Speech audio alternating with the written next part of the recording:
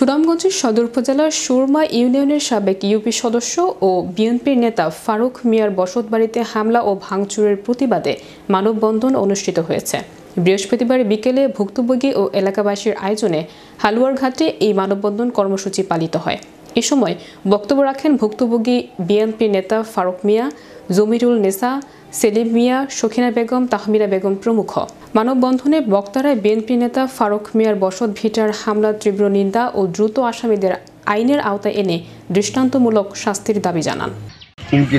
আমার বউ বাচ্চারা ঘরে ঢুকায়, আমি এরার ইডিসারের দাবিতে এই সন্ত্রাসীদের অতি দ্রুত গ্রেফতার করা হবে, আমি এই দাবি চাই। যে আপনার কাছে আমরা চাই যে আইনগত আমরা উচিত বিচার আমরা আপনার কাছে আমরা চাই।